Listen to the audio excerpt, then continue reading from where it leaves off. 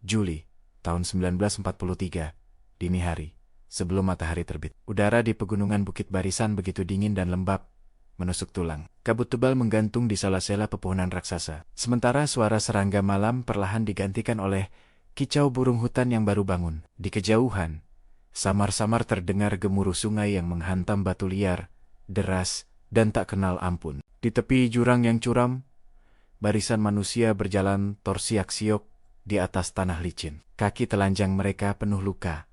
Sebagian terbungkus kain kotor yang sudah bercampur darah dan lumpur. Di lengan mereka, pita putih bertuliskan "Poe", sudah memudar oleh hujan dan keringat. Tawanan perang. Komandan peleton Jepang itu berhenti di mulut tebing yang terjal. Ia berpangkat CH. Letnan bernama Sato Hiroshi. Topi lapangannya sedikit miring. Seragamnya rapi, meski lembab oleh udara gunung. Di tangan kanannya, tongkat rotan yang kadang ia ketukkan ke betis, atau punggung tawanan yang bergerak terlalu pelan. Ia mengangkat tangan, memberi tanda berhenti. "Tomare, tomare," teriaknya. Deretan tawanan yang terdiri dari pribumi Indonesia, serdadu KNIL, dan beberapa tentara Inggris serta Belanda yang kurus kering, spontan berhenti. Napas mereka tersengal-sengal. Di antara mereka, seorang pemuda Indonesia bernama Amir, usia sekitar 23 tahun, mencoba menahan gemetar kakinya. Ia dulunya seorang pekerja kereta api di Medan sebelum perang meledak. Kini, ia hanya nomor sebuah angka di daftar kerja paksa. Amir mengangkat kepalanya. Pandangannya mengikuti arah tongkat Letnan Sato yang menunjuk lurus ke depan. Yang terlihat di depan mereka bukanlah jalan, melainkan sebuah jurang menganga, selebar hampir 100 meter, dengan tebing batu yang jatuh tajam ke bawah. Dari dasar jurang, sungai yang tadi hanya terdengar, kini tampak jelas. Air coklat berarus ganas, menghantam batu-batu besar, membentuk buih putih yang pecah setiap detik. Kabut tipis naik dari permukaan air, terbawa arus angin lembab yang menusuk kulit. Di sini, gumam Amir pelan. Suara nyaris tak terdengar. "Mereka mau bangun apa di sini?" Di sampingnya seorang tawanan Belanda bertubuh tinggi, dengan seragam lusuh dan tanda pangkat sarjen yang hampir copot, mengerutkan kening. Namanya Jan de Vries. Di masa sebelum perang, ia seorang teknisi jembatan di Rotterdam. Tubuhnya kini tinggal bayang-bayung, pipinya cekung, tapi matanya masih menyala tajam tiap kali melihat struktur tanah dan batu. Ia meludah ke tanah. "Pahit. Kalau mereka menyuruh kita melintas di sini," gumamnya dalam bahasa Belanda pelan, "itu artinya satu.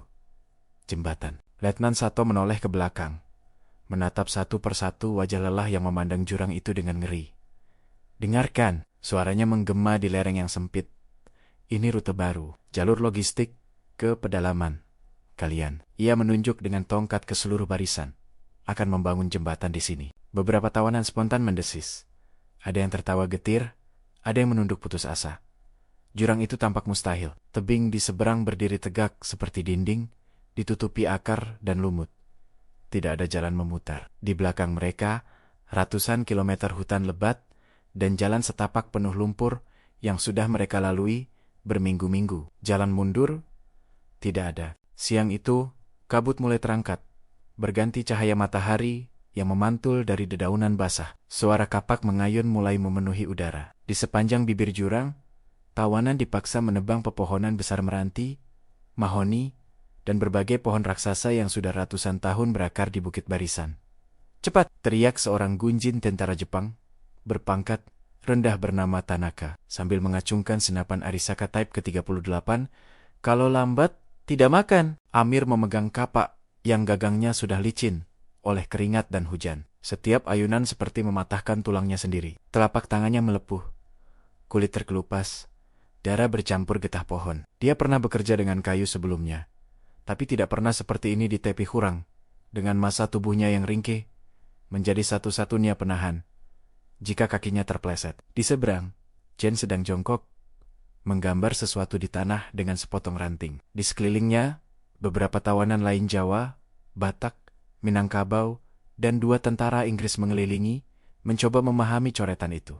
Kalau mereka ingin jembatan kayu biasa, Jen menggeleng lemah.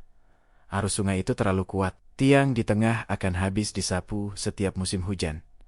Salah satu tawanan Inggris, berpangkat korporal bernama Thomas Webb, mengusap keringat di dahinya. "Lalu apa yang mereka inginkan?" "Mereka bilang jembatan untuk kereta," Kan? Jen mengangguk. Kalau betul untuk kereta atau setidaknya truk berat, ini gila. Tebing dua sisi terlalu jauh. Tanah di sini lembek. Longsor bisa terjadi sewaktu-waktu.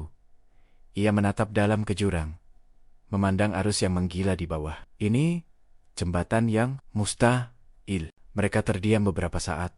Hanya suara gesekan serangga dan pukulan kapak di kejauhan yang terdengar. Tiba-tiba, suara peluit tajam membelah udara. Letnan Sato melangkah ke arah mereka, ditemani seorang perwira teknik Jepang yang baru tiba dari markas seorang taisa kolonel teknik bernama Mori Kenji, berbeda dengan pasukan lainnya. Mori tampak lebih tua, berkacamata bulat, dengan map kulit di tangannya. Ia membuka map, mengeluarkan beberapa lembar gambar teknik. Garis-garis hitam di atas kertas menunjukkan struktur jembatan dengan balok dan kabel penyangga. Namun di mata para tawanan yang lapar, yang mereka lihat hanya satu, pekerjaan yang akan memakan banyak nyawa. Perintah dari Komando Angkatan Darat ke-25, kata Mori dengan suara tenang namun dingin. Jembatan ini harus selesai sebelum musim hujan berikutnya. Jalur suplai ke front selatan bergantung pada ini.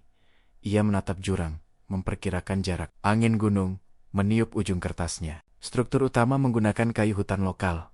Lanjutnya, penahan dan jangkar akan diukir langsung dari tebing batu. Kalian, ia menunjuk pada barisan tawanan, akan menjadi tenaga kerja. Tak ada penundaan. Amir menelan ludah, pikirannya berputar. Mengukir tebing batu, dengan apa? Paha tua dan palu karatan? Di medan seperti ini, satu batu lepas bisa menyeret 10 orang ke dasar sungai. Letnan Sato melangkah mendekat. Matanya mengamati wajah-wajah pucat di hadapannya. Siapa di antara kalian yang punya pengalaman dengan jembatan? Beberapa tawanan saling pandang, ragu. Jen merasakan tatapan beberapa orang Indonesia mengarah kepadanya. Ia menghela napas pelan, lalu mengangkat tangan yang gemetar. Aku, katanya dalam bahasa Melayu patah. Teknisi jembatan? Belanda. Mori menoleh cepat. Ada sedikit kilatan tertarik di matanya. Nama? Jen de Vries. Mori mengangguk tipis. Mulai hari ini, kau akan memimpin tim pengukuran. Kau tahu apa konsekuensinya kalau kau mencoba memperlambat pekerjaan ini? Jen tidak menjawab.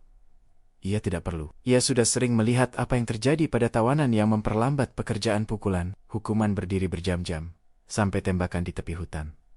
Namun di dalam kepalanya, roda mulai berputar. Ia menatap sekali lagi jurang yang disebut banyak orang mustahil. Ia memikirkan sudut, beban, poin jangkar di tebing batu, dan kayu-kayu raksasa yang baru saja mulai tumbang. Di belakangnya, Amir menatap punggung Jan dengan campuran harap dan cemas. Kalau ada orang yang bisa bikin ini berdiri, pikir Amir, ya mungkin dia hari-hari pertama menjadi neraka yang tak ada habisnya. Mereka bekerja dari fajar sampai matahari tenggelam di balik punggung bukit barisan. Hujan turun mendadak, berubah jadi kabut.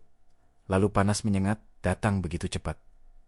Seolah-olah hutan sedang menguji siapa yang lebih kejam malam atau manusia. Tawanan dibagi dalam beberapa regu penebang yang bekerja di hutan, sedikit menjauh dari tepi jurang, menumbangkan pohon-pohon raksasa. Regu pengangkut yang memikul kayu-kayu berat menuruni lereng licin menuju tepi tebing. Regu pengukir batu jang menggali memahat dan membentuk lubang jangkar di sisi tebing dengan pahat, tumpul dan palu yang bobrok. Regu pengukur dan penanda yang dipimpin Jan menentukan titik-titik kunci di mana struktur jembatan akan bertumpu. Amir ditempatkan di regu pengangkut. Setiap hari, ia berjalan bolak-balik, membawa batang kayu yang hampir lebih besar dari tubuhnya sendiri.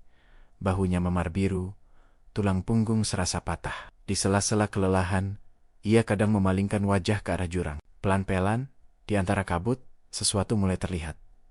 Lubang-lubang persegi di tebing batu. Tiang kayu pertama yang menonjol ke arah kosong, tali-tali tambang yang digantung melintang sebagai penanda. Jembatan itu mulai tampak, meski baru berupa garis-garis samar di udara. Satu sore, saat matahari condong dan hutan diselimuti cahaya keemasan, Jen berdiri di tepi tebing dengan sebuah alat ukur sederhana. 2 potong kayu, seutas tali, dan sebuah busur derajat karatan di tangannya. Semuanya berubah menjadi instrumen rekayasa. Thomas berdiri di sampingnya, memegang buku catatan lusuh. Kau yakin sudutnya cukup kuat? Kalau salah satu jangkar meleset, Jan menggeleng. Kita semua akan menyaksikan jembatan ini runtuh sebelum selesai. Ia berhenti sejenak, lalu menambahkan pelan. Atau mungkin itu yang mereka harapkan. Mata Thomas melebar. Mereka? Jen menatap para penjaga Jepang yang sedang merokok di bawah pohon. Senapan disandarkan di bahu, mengawasi dari jauh. Tidak, katanya lirih. Mereka ingin jembatan ini jadi. Tapi, kalau salah hitung, kematian kita hanya angka tambahan di laporan harian. Di kejauhan, suara teriakan terdengar. Sebuah batang kayu tergelincir di lereng licin. Seseorang menjerit. Beberapa tawanan berlari. Tapi sudah terlambat. Samar di antara pepohonan, Amir memandang ngeri saat satu tubuh terperosok ke tepi dan menghilang. Diseret gravitasi. Semua terdiam beberapa detik. Lalu suara air sungai yang menerjang bebatuan kembali mengambil alih. Letnan Sato menoleh sebentar. Wajahnya datar. "Teruskan, kerja!" teriaknya. Tak ada yang berani mengangkat suara. Amir mengepalkan tangan. Gemetar. Di dalam dadanya, amarah dan ketakutan bercampur menjadi satu. Di sela napas yang berat, ia berbisik pada dirinya sendiri. Pada hutan, pada sungai yang menjadi saksi bisu. Kalau jembatan ini jadi, lirihnya, dunia harus tahu siapa yang mati untuk membangunnya. Agustus tahun 1943. Kabut pagi di Bukit Barisan menggantung rendah, seolah sengaja menyembunyikan jurang yang menganga di depan para tawanan. Dari kejauhan suara sungai masih sama liar, menggeram di antara batu-batu besar, tak peduli berapa banyak nyawa yang sudah direnggutnya. Namun di bibir jurang, sesuatu telah berubah. Kini, garis-garis kayu mulai menonjol dari tebing, seperti tulang-tulang raksasa yang tumbuh dari batu. Tali temali dan kabel baja bekas dirampas. Dari gudang kereta, kapal karam, dan jembatan tua direntangkan di udara, menghubungkan dua sisi yang sebelumnya mustahil dijangkau. Di tengah semua itu, Jan berdiri di atas sebuah papan sempit yang menggantung di tepi jurang. Di bawahnya, kosong. Angin gunung naik dari dasar lembah dan menyapu wajahnya, membawa aroma air dan lumut basah. Ia memegang seutas tali yang terikat di pinggangnya satu-satunya, hal yang memisahkannya dari kematian. Sedikit ke kiri, teriak Thomas dari tepi tebing. Kedua tangannya memegang alat ukur darurat yang mereka rakit dari kayu dan pipa tua. Jen merunduk, memasang penanda kayu di lubang jangkar yang baru dipahat para tawanan. Tangannya gemetar bukan hanya karena lelah, tapi karena ia tahu jika titik ini salah beberapa derajat saja, seluruh struktur dapat runtuh ketika beban pertama melintas. Di atas mereka seekor elang gunung melintas. Sayapnya membelah kabut. Di tanah yang sedikit lebih aman, Amir berlutut di samping lubang batu yang sedang dikerjakan. Ia dan beberapa tawanan Indonesia lainnya memegang palu dan pahat, memukul, mengikis, membentuk rongga yang akan menjadi rumah bagi balok penyangga utama jembatan. Setiap pukulan memantul di dalam tulangnya. Getaran dari batu seolah naik melalui gagang palu dan menghantam siku, bahu, lalu kepala. "Pelan sedikit, Mir," kata seorang pria tua di sampingnya. Namanya Pak Umar, mantan kuli tambang dari sawah lunto. Rambutnya sudah memutih, tapi otot-otot lengannya masih tampak jelas. Kalau terlalu keras, batu luarnya retak. Jangkar bisa lepas. Amir mengangguk, mengatur ritme pukulannya. Gesekan logam dengan batu menghasilkan suara tinggi yang menusuk telinga. Ia berusaha membayangkan bentuk akhir lubang itu. Balok kayu raksasa tertancap rapat, terkunci oleh tekanan dan sudut yang tepat. Dari balik bahu para pekerja, bayangan tubuh Letnan Sato dan Kolonel Mori muncul. Mereka berjalan menyusuri jalur kerja, memeriksa satu persatu titik konstruksi dengan tatapan tajam. Mori berhenti di dekat lubang yang sedang Amir kerjakan. Ia berkongkok, menyentuh permukaan batu yang baru dipahat. Jemarinya yang kurus mengikuti garis hasil pukulan palu. "Siapa yang mengerjakan ini?" tanyanya tanpa menatap. Amir spontan menahan napas. Pak Umar melirik ke arahnya cepat, memberi isyarat halus dengan dagu. "Ini kerja kami berdua, Tuan," jawab Umar lirih, tapi yang menandai garisnya. Orang Belanda itu, ia menunjuk ke arah tepi jurang, tempat Jen masih bertarung dengan keseimbangan dan angin. Mori mengangguk pelan. "Kedalaman cukup," gumamnya, "sudutnya." Solusi yang menarik. Mereka membagi beban ke 3 titik, bukan 1. Letnan Sato menyipitkan mata. Artinya, jawab Mori sambil berdiri, kalau salah satu titik lemah, jembatan tidak langsung runtuh total. Tapi pekerjaan lebih lambat. Ia menatap Sato sebentar. "Awasi mereka. Kalau ada tanda-tanda sabotase, tembak insinyurnya dulu. Amir merasakan bulu kuduknya meremang. Ia tahu Jen tidak sedang mengulur waktu, justru sebaliknya. Setiap keputusan yang diambil pria Belanda itu seperti tarian di antara dua jurang.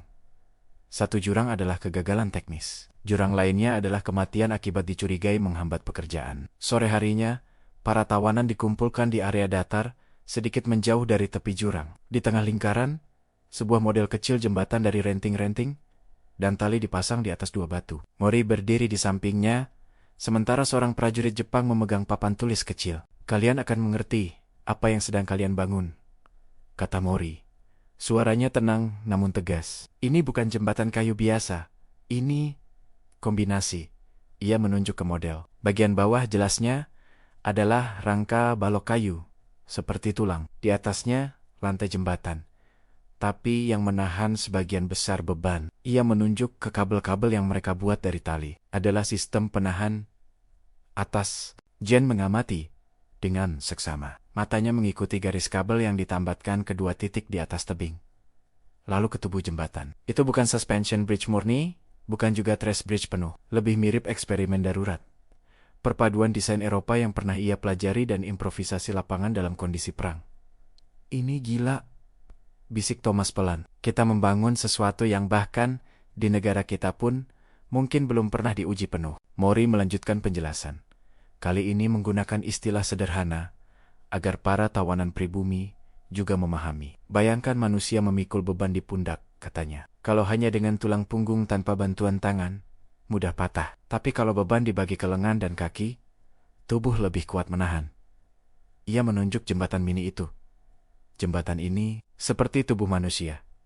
Amir menelan ludah. Itu penjelasan yang aneh, nyaris puitis, untuk sesuatu yang akan dibangun dengan peluh dan darah. "Dan kalian," lanjut Mori, "adalah tulang dan otot yang membuatnya berdiri." Malam itu, di barak darurat yang dibangun dari bambu dan terpal bekas, para tawanan tergeletak kelelahan. Lampu minyak redup menggantung di tengah, menebar cahaya kekuningan yang nyaris tidak sanggup mengusir kegelapan hutan di luar. Hujan turun pelan-pelan, menetes dari atap seadanya. Di kejauhan, suara sungai masih terdengar, kini bercampur gelegar petir yang teredam oleh jarak dan pepohonan. Amir duduk bersandar ke tiang bambu, lututnya ditekuk, memeluk dada. Jari-jarinya masih bergetar setelah sehari penuh memegang palu. Ia menatap ke sekeliling. Wajah-wajah lelah, tulang pipi menonjol, mata cekung. Sebagian sudah tertidur, sebagian lagi hanya menatap kosong ke langit-langit barak. Jen duduk tidak jauh darinya, memeriksa sebuah kertas lusuh di pangkuannya. Di atasnya, garis-garis dan angka-angka memenuhi permukaan sketsa kasar jembatan yang sedang mereka bangun. Jemarinya mengikuti satu garis miring yang menghubungkan titik jangkar ke lantai jembatan. "Sudutnya tak bisa lebih curam dari ini," gumam Jen dalam bahasa Belanda. Lebih kepada dirinya sendiri. "Kalau tidak, gaya tariknya terlalu besar. Jangkar bisa terlepas." Amir merangkak pelan mendekat. "Tuan Jen," sapanya pelan dalam bahasa Melayu. Jen mendongak, sedikit terkejut. "Ah, Amir, duduklah." Amir menatap gambar itu. Kalau kita salah sedikit saja, jembatan runtuh?" Jen menghela napas panjang. "Kalau kita salah sedikit saja," katanya pelan, "bisa jadi jembatannya runtuh, bisa juga tidak. Tapi yang pasti," ia menatap mata Amir, "mereka tidak akan menyalahkan jembatan." Amir mengerti yang akan disalahkan adalah mereka, para tawanan. "Kenapa Tuan masih begitu serius membangun ini?" Amir bertanya jujur. Padahal ini semua untuk mereka, untuk perang mereka. Hening sejenak. Di luar, petir menyambar jauh di balik punggung gunung. Jen menatap kembali sketsa itu. Matanya tampak jauh, seolah melihat Rotterdam yang jauh di Eropa sana. "Karena dua hal," jawabnya akhirnya. "Pertama, karena aku adalah insinyur ini. Pekerjaanku, bahkan sebelum perang, sulit untuk tidak mencoba melakukan yang terbaik, meski dalam neraka." Ia berhenti sejenak. "Dan yang kedua, kalau jembatan ini gagal saat sedang dibangun, yang mati bukan mereka." Kita keduanya terdiam, merenungkan kata-kata itu. "Kalau begitu," Amir bergumam, "kita harus memastikan jembatan ini berdiri, tapi juga memastikan dunia suatu hari tahu siapa yang membangunnya." Jen memandangnya agak lama, lalu tersenyum pahit. "Itu bagianmu, Amir. Aku membangunnya." "Mungkin kau yang akan bercerita." Amir menunduk. Ia tak tahu apakah ia akan hidup cukup lama untuk bercerita. Tapi di dadanya, tekad kecil mulai tumbuh seperti tunas hijau yang nekat menembus tanah keras. Beberapa minggu berikutnya, pekerjaan masuk ke fase paling gila. Pemasangan balok utama. Dari sisi tebing, lubang-lubang jangkar sudah siap, diukir dengan kedalaman dan sudut yang diharapkan. Batang-batang kayu terbesar yang mereka tebang ada, yang sepanjang belasan meter telah diseret, didorong, dan hampir merenggut nyawa banyak orang dalam prosesnya. Sekarang, batang-batang itu harus didorong keluar dari tebing, menggantung di atas jurang, sementara ujung satunya tertancap rapat di dalam lubang jangkar. Kalau terpleset, bisik Thomas, menatap batang kayu yang sedang mereka dorong perlahan. Mereka yang di ujung sana akan hilang begitu saja. Amir berada di salah satu tim pendorong. Bahunya menempel pada kayu, kakinya menancap di tanah yang nyaris tidak rata. Di depannya hanya ada udara kosong dan gema sungai di bawah sana. "Dorong!" teriak seorang penjaga Jepang. Mereka mengerahkan tenaga yang tak tahu lagi datang dari mana. Kayu itu bergerak sedikit demi sedikit, berderit pelan, menggores dinding lubang batu, lalu perlahan meluncur ke depan. Saat ujung batang melewati batas tebing dan benar-benar menggantung di udara, semua orang menahan napas. Beberapa tawanan yang sudah dipasangi tali di pinggang mereka bergerak cepat, mengikat, mengganjal, memukul pasak dari balok lain untuk mengunci posisinya. Di atas, Jen berdiri dengan rahang mengeras. Ia memerhatikan garis kayu, sudutnya, lengkungannya. Satu kesalahan kecil. "Cukup!" teriaknya akhirnya. "Kunci di situ." Palunya, palu Amir, palu Pak Umar, dan puluhan palu lainnya menghantam kayu dan pasak secara serempak. Suara pukulan itu menggema di lembah, seperti dentuman tambur perang. Ketika mereka mundur beberapa langkah dan memandangi hasilnya, semua orang terdiam. Untuk pertama kalinya, jembatan itu benar-benar ada, bukan hanya rencana di atas kertas atau model dari ranting. Sebuah balok raksasa menonjol dari tebing Bukit Barisan, menantang jurang yang selama ini dianggap tak terlintasi. Di wajah beberapa tawanan, muncul sesuatu yang hampir mereka lupakan. Rasa takjub ini, Amir berbisik nyaris pada dirinya sendiri. Ini benar-benar bisa jadi di belakang mereka.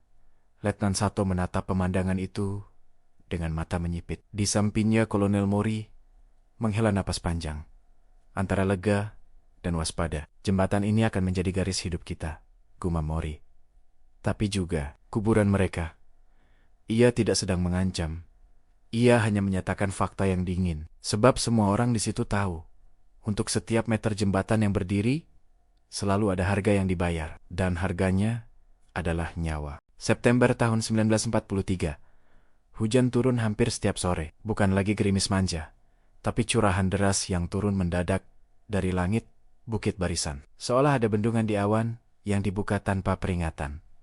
Tanah berubah menjadi lumpur tebal, pijakan menjadi licin. Namun jembatan itu tidak menunggu cuaca membaik. Pada suatu pagi, kabut belum sepenuhnya terangkat saat para tawanan sudah kembali berjajar di sepanjang bibir jurang. Balok-balok utama kini telah terbentang lebih jauh, saling mengait dengan rangka kayu di bawah dan tali temoli di atas. Di udara, jaringan struktur itu terlihat seperti rangka tulang hewan raksasa yang merayap keluar dari tebing. Tugas hari ini memasang lantai, sementara papan-papan panjang yang akan menjadi pijakan kerja di atas kerangka jembatan, sebelum lantai resmi untuk kendaraan dipasang. Amir berdiri di ujung salah satu papan. Di bawahnya, jurang menganga.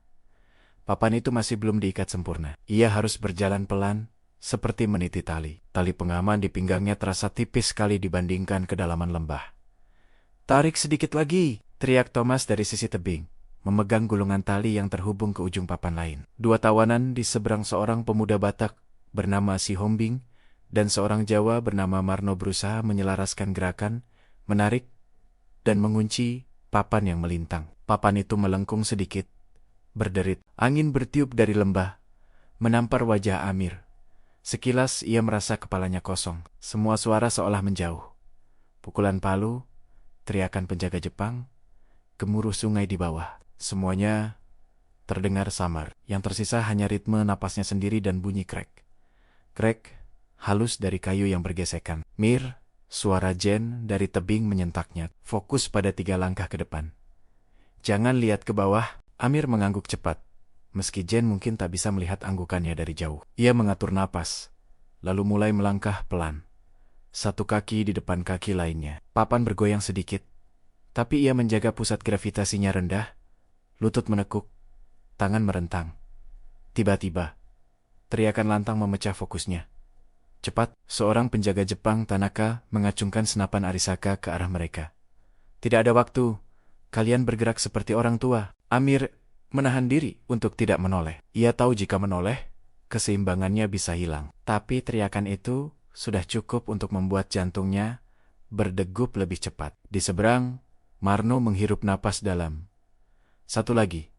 Si Hombing, tarik. Sekarang, mereka menarik tali bersamaan. Papan yang Amir injak bergeser beberapa sentimeter ke depan.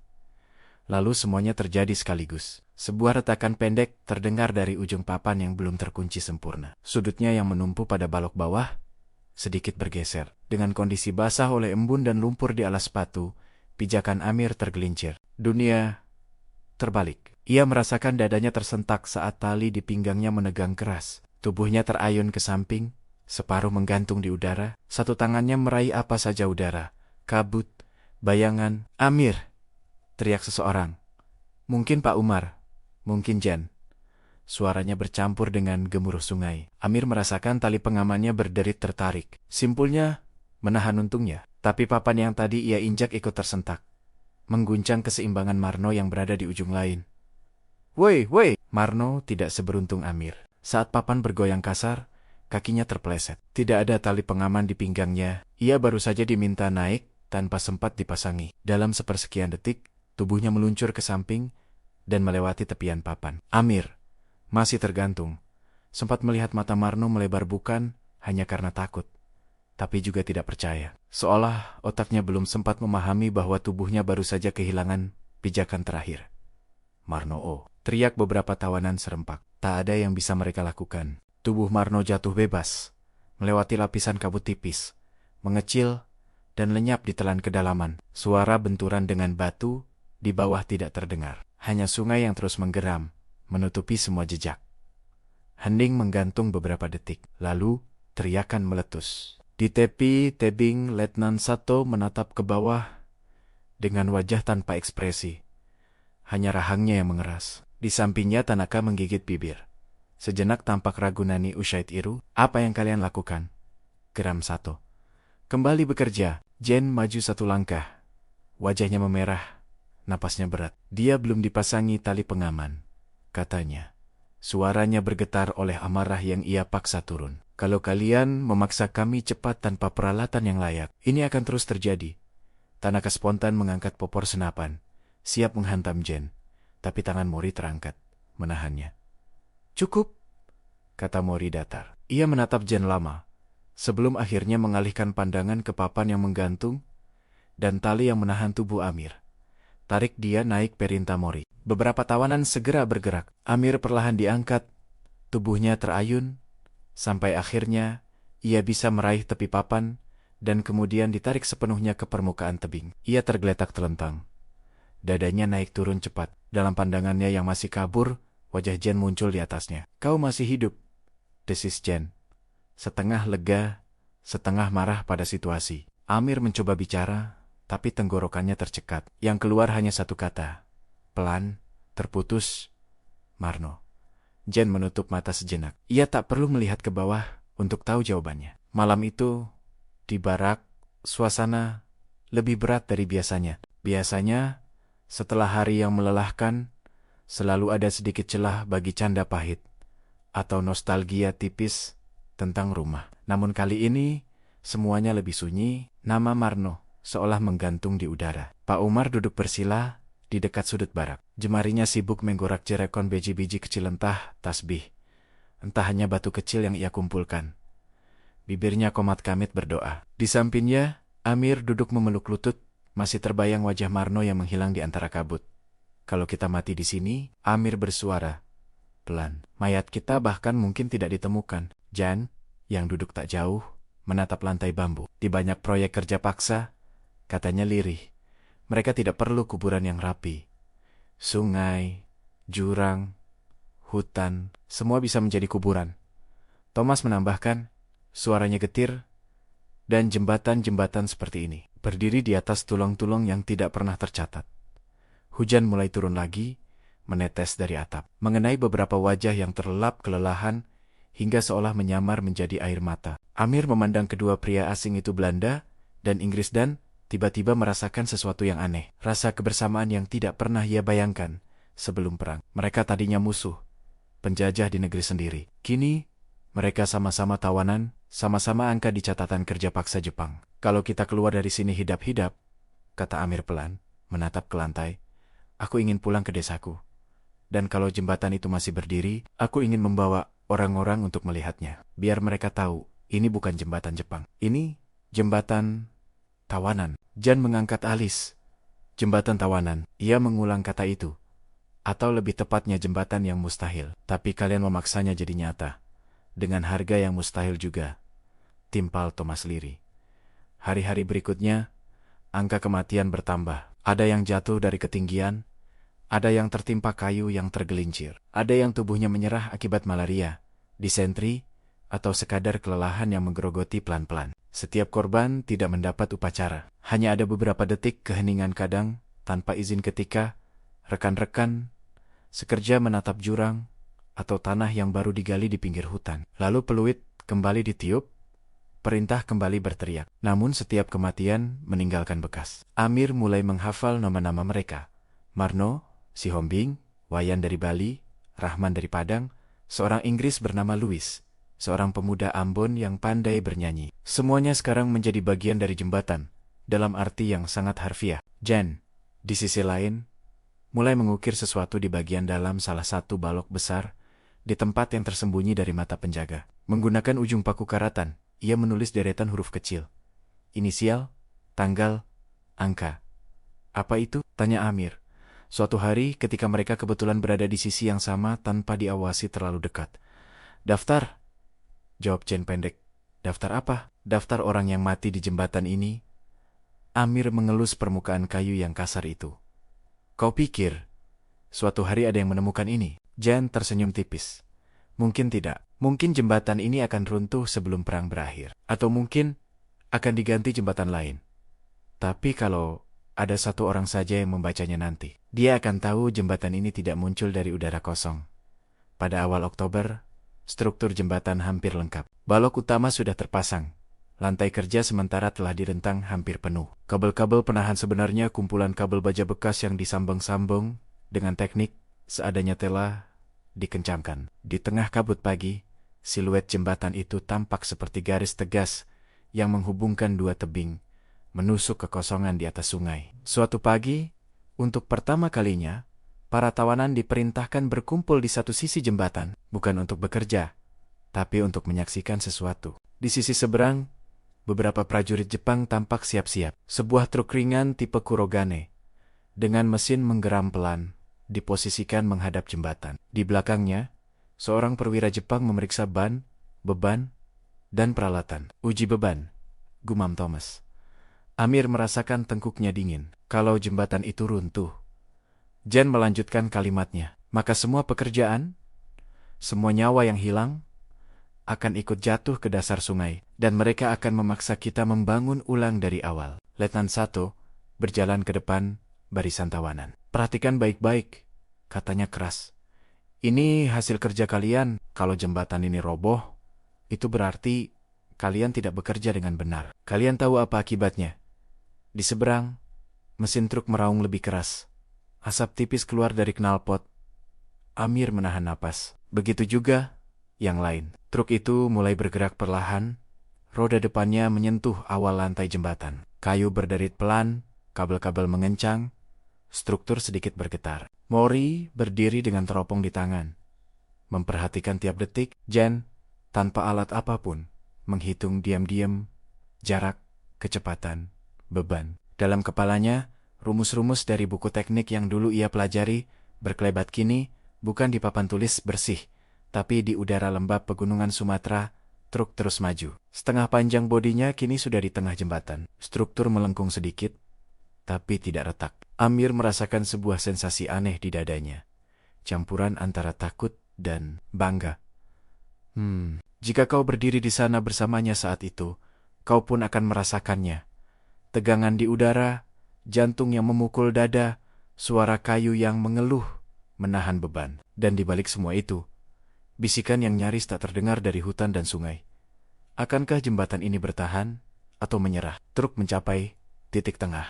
Semua orang menahan napas. Roda-rodanya menggelinding pelan di atas lantai kayu yang masih bau getah. Truk Kurogane itu kini tepat berada di tengah bentang jembatan, di titik di mana gaya tarik, tekanan, dan kelemahan struktur berkumpul menjadi satu. Kayu berderit lebih keras. Kabel-kabel baja bekas itu menegang, bergetar halus seperti senar yang baru dipetik.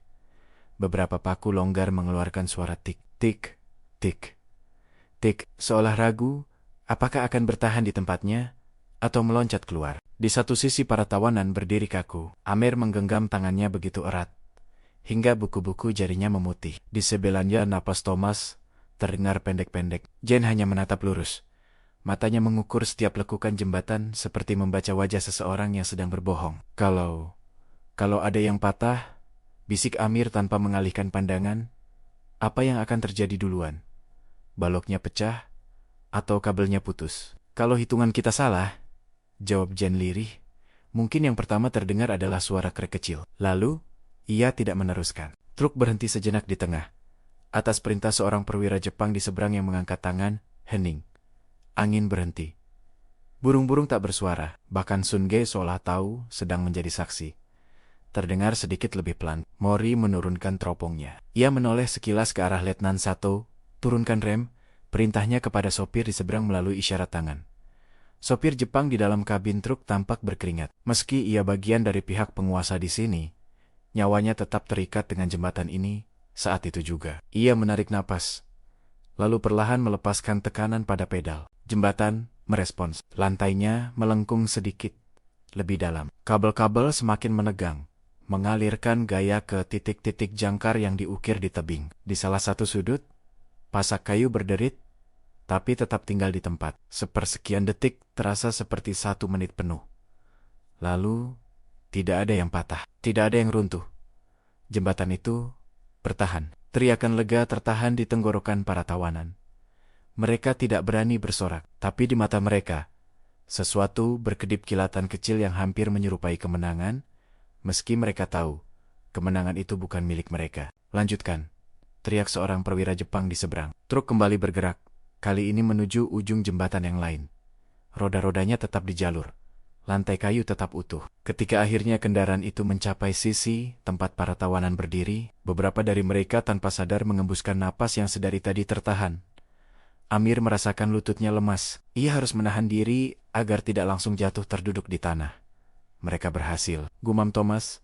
Ekspresi wajahnya campuran antara kagum dan getir. Kita berhasil. Jan tidak mengatakan apa-apa. Ia hanya menatap struktur kayu dan kabel itu, memandangi tiap sambungan, tiap pasak, tiap sudut yang ia pertaruhkan dengan nyawa orang lain dan nyawanya sendiri. Letnan Sato melangkah ke depan barisan. Kalian lihat, serunya. Kerja keras kalian tidak sia-sia. Jembatan ini sekarang dapat dilintasi kendaraan. Ia menyapu pandangan ke wajah-wajah lelah di depannya. Tapi pekerjaan belum selesai. Ini baru permulaan. Kata-kata itu seperti air dingin yang dituangkan ke atas bara. Para tawanan tahu. Ya, jembatan kini bisa dilintasi. Tapi lantai permanen belum terpasang. Pelindung samping belum ada. Penguatan jangkar dan penopang bawah belum selesai. Masih banyak hari-hari neraka yang menunggu. Namun di hati kecil mereka, di balik rasa takut, sebuah kalimat sederhana terdengar, jembatan itu berdiri. Mustahil. Tapi berdiri.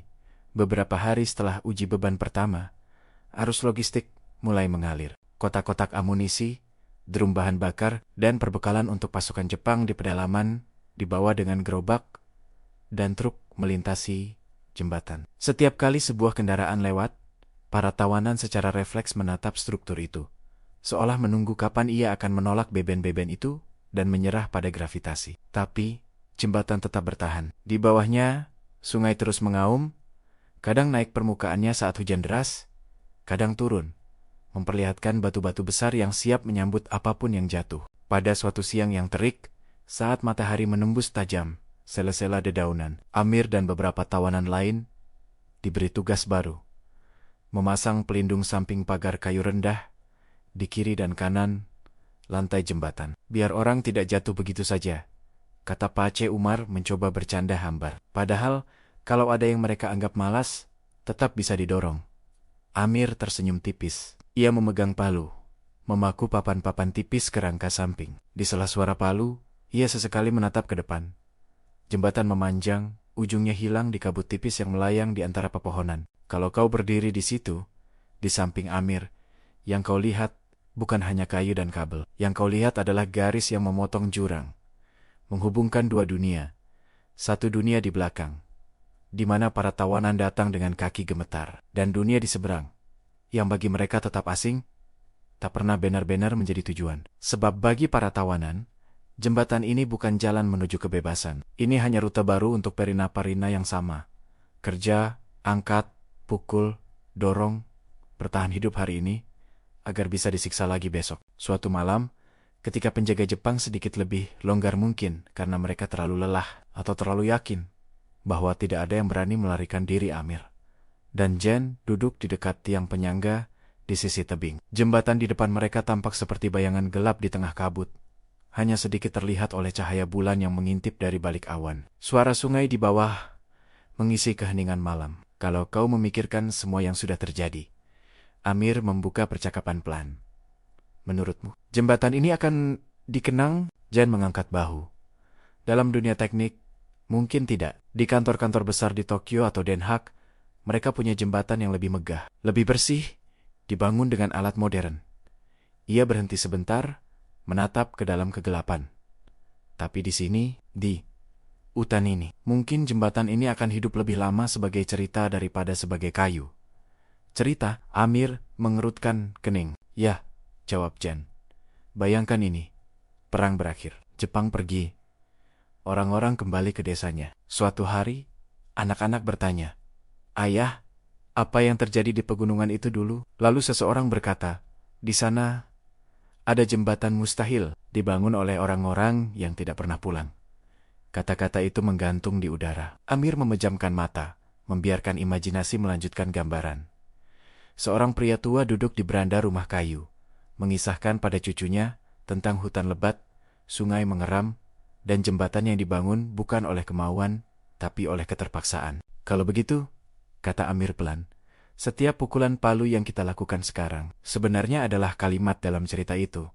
Jen tersenyum samar. Dan setiap nama yang kita ukir, diam-diam, di dalam balok. Ia mengangkat tangan, menyentuh permukaan kayu di sebelahnya. Adalah tokoh utama yang dihapus dari laporan resmi, tapi tetap hidup di cerita yang dibisikkan.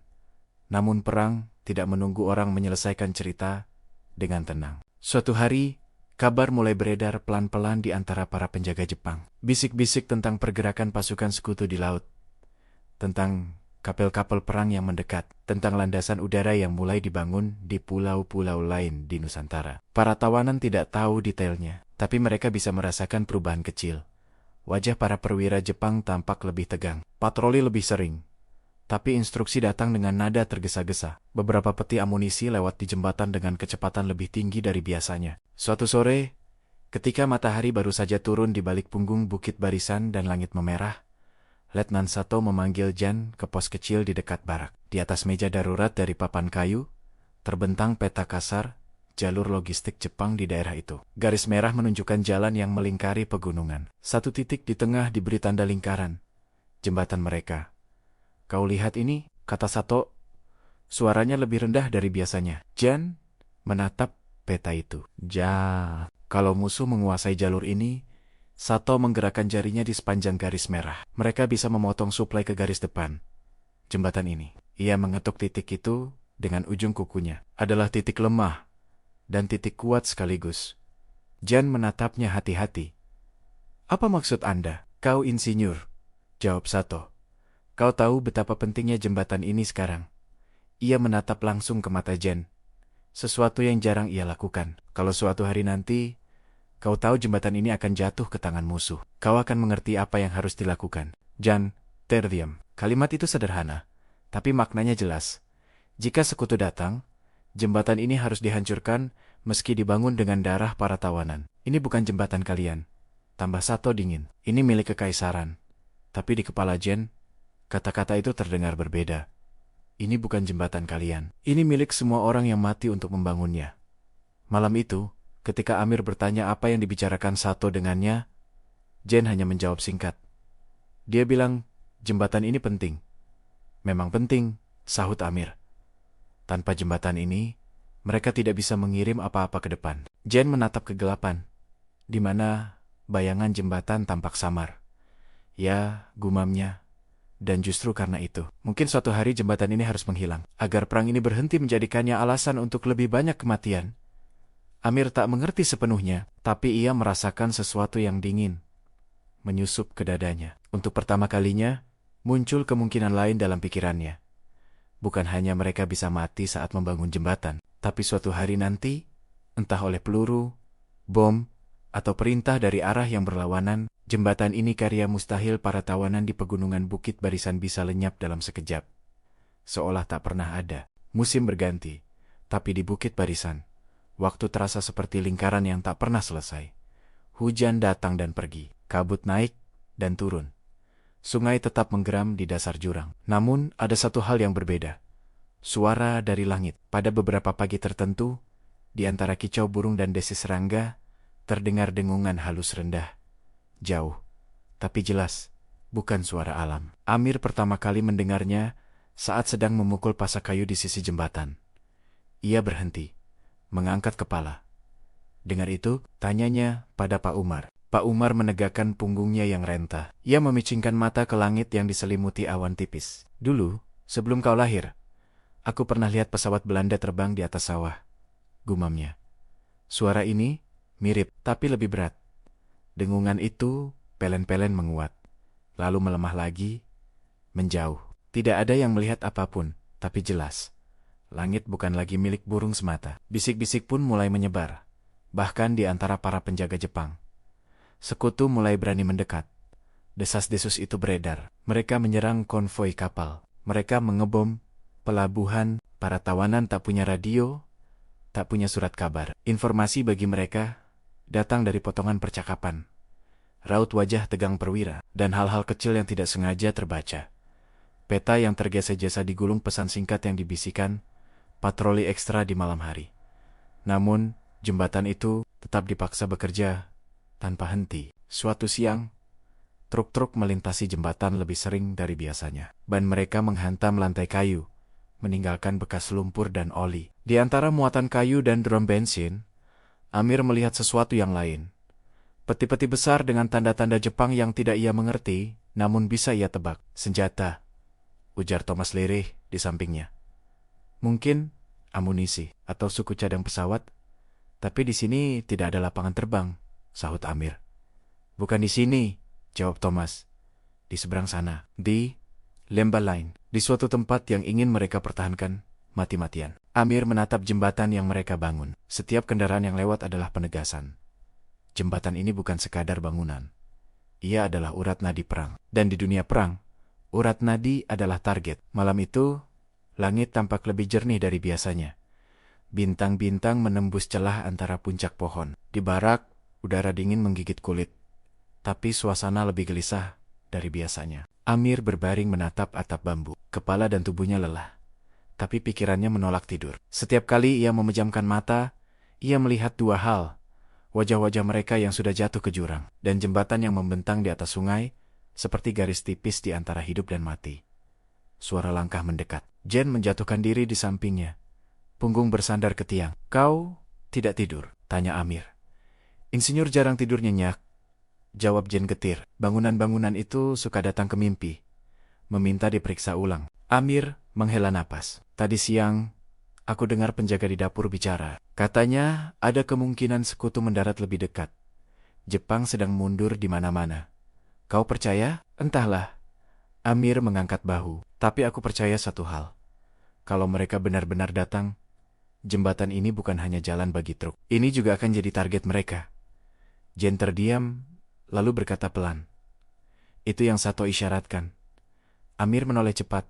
Apa? Beberapa waktu lalu, Jen melanjutkan.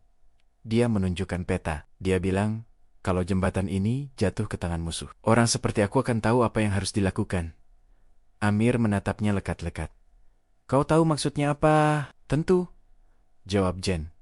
Hancurkan jembatan. Putuskan urat nadi sebelum musuh bisa menggunakannya. Kata-kata itu menggantung di udara. Berat. Jadi, Amir menelan ludah.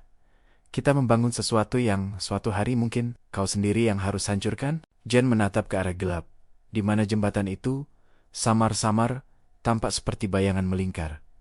Begitulah perang, katanya. Kadang kau dipaksa membangun mimpi buruk, lalu suatu hari kau dipaksa membakarnya. Beberapa minggu kemudian, dugaan mereka terbukti. Pagi itu, udara terasa aneh, sunyi, tapi tidak tenang. Burung-burung terdengar lebih sedikit. Serangga di semak-semek, seolah menahan diri. Amir sedang membantu memeriksa sambungan kayu di bagian bawah jembatan ketika ia mendengarnya lagi dengungan halus di kejauhan. Hanya kali ini, bunyinya berbeda. Levi. Berat. Levi. Banjak. Jan, panggilnya. Suaranya tegang. Kau dengar? Jan yang sedang berada di atas, memeriksa pagar samping. Berhenti. Ia menoleh ke langit. Dengungan itu menguat. Bukan satu, bukan dua. Banyak pesawat, desis Thomas. Bukan satu, formasi. Para penjaga Jepang juga menyadarinya. Beberapa dari mereka keluar dari pos dengan tergesa-gesa, menatap langit, berusaha menembus awan dengan pandangan mereka. Sato muncul, diikuti oleh Mori. Keduanya memandang ke arah yang sama. Tiba-tiba, suara itu berubah. Dari dengungan, menjadi raungan mesin. Puluhan detik kemudian, bayangan mulai melintas di antara awan. Pesawat-pesawat bermoncong panjang, dengan sayap lebar, meluncur di ketinggian menengah. Di bawah badan mereka, sesuatu tergantung. Bom. Amir menahan napas. Mereka tidak mungkin tahu soal jembatan ini. Bisiknya, seolah mencoba meyakinkan dirinya sendiri. Mungkin tidak, jawab Thomas. Tapi mereka pasti tahu jalur suplai. Pelabuhan, gudang, jembatan besar. Semuanya target. Pesawat-pesawat itu tidak langsung mengarah ke jembatan. Mereka melintas agak jauh, menuju lembah di sisi lain. Beberapa menit kemudian, suara ledakan mengguncang udara. Tanah bergetar halus di bawah kaki mereka. KRA, boom. Asap hitam naik di kejauhan. Burung-burung berterbangan panik dari pepohonan. Para penjaga Jepang ribut sendiri, perintah-perintah melayang. Sebagian tak jelas. Beberapa di antara mereka lari ke pos radio. Yang lain memegang senjata dan menatap langit dengan sia-sia. Mereka menyerang depot, gumam Jen. Atau mungkin jalur kereta di seberang. Amir menatap jembatan. Ia tahu, jika pesawat-pesawat itu kembali lagi dengan informasi yang lebih akurat, jembatan ini bisa menjadi sasaran berikutnya. Kalau mereka tahu, katanya pelan, satu bom saja di sini. Semua ini habis. Jen mengangguk. Dan semua nama yang kita ukir di dalam balok. Ia mengetuk kayu di sampingnya, akan ikut hilang. Dalam asap, malam itu, langit kembali gelap. Tapi kali ini, bukan gelap biasa. Di kejauhan, cahaya merah samar masih tampak di balik pegunungan sisa, kebakaran dari target yang dibombardir siang tadi. Bau asap tipis terbawa angin, bercampur dengan aroma hutan lembab. Di barak, suasana tidak lagi hanya lelah. Ada sesuatu yang baru, harapan yang bercampur dengan ketakutan. Kalau sekutu sudah berani mengebom di sini, kata Thomas pelan kepada Amir dan Jan, itu berarti garis depan mereka makin dekat. Perang tidak akan selamanya di pihak Jepang. Dan kita, tanya Amir, kalau mereka datang, apa mereka akan melihat kita sebagai kawan? Atau hanya korban sampingan? Jan menghela napas. Di Eropa, saat kota-kota dibombardir, bom tidak pernah bertanya dulu, kau di pihak siapa? Yang mereka tahu hanya koordinat. Amir menatap tiang bambu. Jadi, kita bisa mati sebagai tawanan Jepang. Atau sebagai korban bom sekutu. Ya, jawab Jen jujur. Tapi setidaknya, jika mereka datang, ada peluang tipis bagi beberapa dari kita untuk lolos. Pak Umar yang sedari tadi, diam, membuka suara. Kalian bicara soal perang seperti hitungan di papan tulis. Katanya dengan nada pasrah. Bagiku, yang penting cuma satu, kalau aku mati di sini. Aku ingin ada satu orang saja yang ingat bahwa kita pernah ada, bahwa jembatan itu bukan dibangun oleh bayangan. Amir menatapnya. Aku akan ingat. Pak Umar tersenyum kecil. Kalau kau selamat, Mir, jangan hanya ingat, ceritakan, Hari-hari berikutnya, ritme kerja berubah, para tawanan dipaksa memperkuat jangkar kabel. Seolah-olah, jembatan harus mampu menahan beban lebih berat lagi. Penjagaan di sekitar jembatan, ditambah pos pengintai didirikan di punggung bukit tak jauh dari situ. Beberapa bahan peledak terlihat dibawa melintasi jembatan. Dikawal ketat, Amir memperhatikan peti-peti kecil yang ditandai simbol peringatan. Itu untuk apa? Bisiknya. Jan menjawab, tanpa menoleh, suaranya sangat pelan, hampir seperti rahasia yang ia sendiri enggan dengar. Kalau suatu hari mereka terpaksa mundur, mereka akan meledakkan jembatan ini. Lebih baik menghancurkan sendiri daripada dibiarkan dipakai musuh. Amir merinding. Jadi, ia memandang jembatan sekali lagi. Satu cara atau lainnya, jembatan ini memang tidak ditakdirkan untuk tua. Tidak, sahut Jen. Tapi mungkin cerita tentang jembatan ini akan hidup lebih lama dari kayunya. Suatu senja, saat langit di atas bukit barisan berubah oranye kemerahan, Amir berdiri di tengah jembatan. Ia tidak sedang bekerja. Untuk beberapa menit yang langka, tidak ada teriakan perintah, tidak ada kapak, tidak ada palu. Hanya ia, lantai kayu, kabel yang merentang di atas kepala, dan jurang yang menganga di bawah. Angin berembus dari arah hulu, membawa kabut dan aroma air. Ia memejamkan mata, merasakan jembatan bergetar halus di bawah kakinya seperti makhluk hidup yang bernapas pelan. Kalau suatu hari kau lenyap, katanya dalam hati, seolah berbicara pada jembatan itu, aku berjanji, jika aku masih hidup, aku akan bercerita. Aku akan menyebut nama kalian satu persatu. Jika kau berdiri di sana bersamanya, kau mungkin akan merasakan hal yang sama, bahwa jembatan itu bukan sekadar struktur kayu dan kabel, tapi monumen diam bagi orang-orang yang namanya tak pernah ditulis di batu nisan. Namun, janji Amir itu baru bisa berarti sesuatu. Kika, ia bener-bener selamat dari sisa perang yang masih panjang. Dan di kejauhan, di balik pegunungan, suara samar mesin pesawat kembali terdengar menandakan bahwa perang sedang bergerak mendekat. Langkah demi langkah, ke jurang tempat jembatan mustahil itu berdiri.